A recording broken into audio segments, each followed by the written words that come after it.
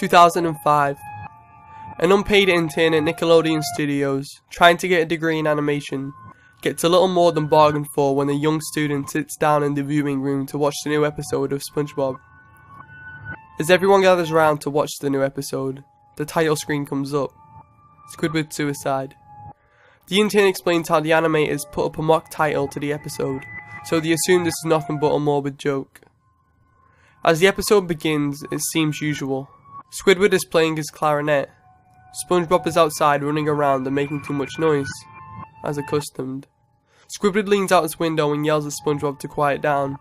SpongeBob politely says okay, then goes to see Patrick and Sandy. The bubble splash screen begins and opens up to a new scene, the end of Squidward's concert. This is where things start to become more sinister. While the scene is playing, a couple frames are repeating themselves, but the audio does not. The crowd begin to boo Squidward. You can almost hear malice in the screams of disapproval. Squidward looks afraid. SpongeBob turns into the shot and he is too, shouting with the crowd in a spiteful taste. This isn't the most bizarre thing, however. Everybody in the crowd had hyper-realistic eyes. They were extremely detailed, not good enough to be humanized, but too good to be CGI. With the scene ending and a new beginning, the shots at Squidward, sitting at the end of his bed, looking very dejected. There is no sound, zero feedback from the speakers. Silence proceeds for 30 seconds. Then he begins to sob softly. His weeps turn into crying, and his cries turn into tears of anger and hatred. The eerie fact is that the quality of the cries make it seem as if it were real. Underneath the sound of the quiet breeze of the wind and the cries of Squidward, you can hear a very faint, evil laughter. The screen then twitched violently, and for a single frame, something flashed over the screen. As the editor rewinds back to the frame, his face hangs in disgust. The still frame was an image of a dead child, a child as young as 6.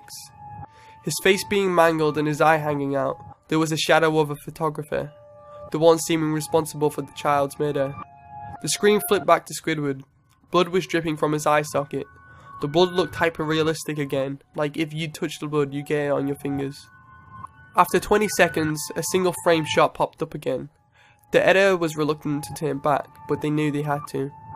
Another dead child, this time a girl, at least 6, like the other. Her eye was also popped out of her skull, and again, the photographer's shadow was there. 5 seconds later, Squidward went silent. His eyes were visible. They were bleeding, bloodshot and pulsating. Staring at the screen, he begins to start crying again. His cries were mixed with screams. Tears and blood were dripping down Squidward's face at a heavy rate. Then, another child murder foe appeared.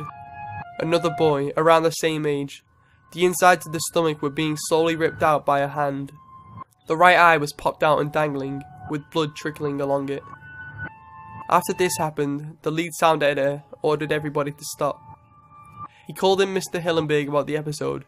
He seemed extremely confused as to what was going on, so he resumed the show. All screaming and sound once again stopped. As the scene pans out, you hear a deep dark voice say, "Do it," and there's a shotgun in Squidward's hands. He obediently puts the gun in his mouth and instantly pulls the trigger, splattering hyper-realistic brains and blood all over the wall. Mr. Hillenberg is irritated over this. The majority of the people had already left the room, so only a handful of people watched the episode again. The only known theory was that somebody in the drawing studio edited the episode. All equipment involved were examined but everything checked out fine. The images of the dead children were investigated, but nothing came of it. Squidward's suicide began on YouTube when somebody posted a video about a lost episode. Shortly afterwards, a rumour was spread around saying that this story was real, and posted the image that came along with the video as proof. The hyper-realistic Squidward. There was no closure to the story. Does the writer stay at Nickelodeon, or does the writer leave? Did the writer get a hold of the copy of the episode, and do they still have it? Did Nickelodeon ever keep a spare copy? And how did the episode get made? Who was the deep dark voice? Did the death of the kids and Squidwards have anything related? Well, the story has no answers. Only you.